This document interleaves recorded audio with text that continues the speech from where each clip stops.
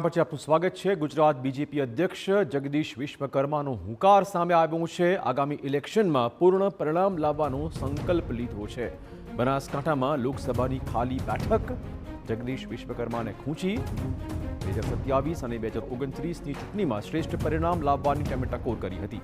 મા અંબાના ચરણોમાં કમળનો હાર પૂર્ણ કરી ચઢાવવાનો છે। અહીંયા ક્યાંય કમી રહી ગઈ છે ત્યાં પણ કમળ પરોવી દેવાનું છે। આ પ્રકારની વાતો તેમણે કરી છે। પીએમ મોદીએ આપેલી જવાબદારી પૂર્ણ કરી 100% પરિણામ લાવીશું।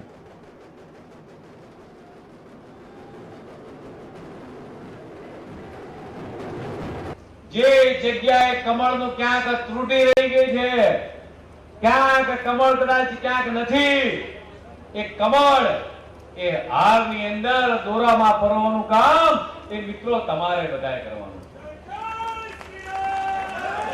માતા મા અંબાને 100% પૂર્ણતા વાળો કમળ એ બનાસકાંઠામાં ચડાવી અને માન્ય મોદી સાહેબનું, અમિતભાઈ શાહ સાહેબનું, રાષ્ટ્રીય અધ્યક્ષનું આપણે અભિવાદન કરીશું કે સાહેબ તમારી પરિકલ્પના વાળું, તમારી વિચાર વાળું અને ક્યાંક એક નાની કસર કે ખોટ રહી ગઈ હતી, એ ખોટ આજે બનાસના કાર્યકર્તાના ભરોસે મિત્રો તમે હમણાં જે કીર્તિસિંહ જિલ્લા અધ્યક્ષને બે હાથ જોડીને જે જયઘોષ આપ્યો છે, જે વચન આપ્યું છે, એ વચન મને કે કીર્તિસિંહને નહીં પણ મા અંબાના ચરણોમાં તમે પ્રાર્થના કરી છે કે મા અંબા આ કમળનો હાર પૂરો કરવાની અંદર અમારી જોડે રહેજે, શક્તિ આપજે, તાકાત આપજે।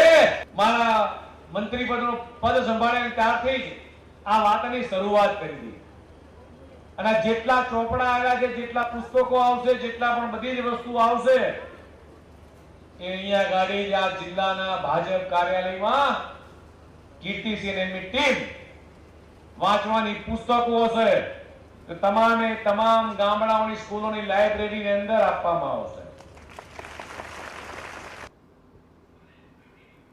આ સાથે વિશ્વકર્માએ બુકે, તલવાર અને શાલ સહિતની ચીજવસ્તુઓ આપી સ્વાગત પ્રથાનો અંત લાવવાની પણ ટકોર કરી। તેમણે સ્થાનિક નેતા, ધારાસભ્ય, સાંસદ અને કાર્યકર્તાઓને ટકોર કરતા કહ્યું કે મોંઘીદાટ વસ્તુ ભેટ સોગાદમાં આપવાનું બંધ કરી પુસ્તક ભેટમાં આપો, જે જિલ્લાના બાળકોના ઉપયોગમાં આવશે।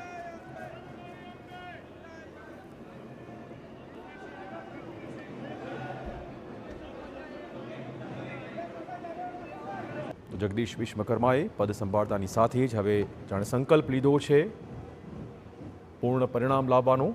આગામી ચૂંટણીમાં સંપૂર્ણપણે તમામ બેઠકો ભાજપના ખાતામાં જ હશે, આ પ્રકારનો સંકલ્પ તેમણે લીધો છે। ચૂંટણીમાં શ્રેષ્ઠ પરિણામ લાવવાની ટકોર પણ તેમણે આજે કાર્યકર્તાઓને કરી હતી।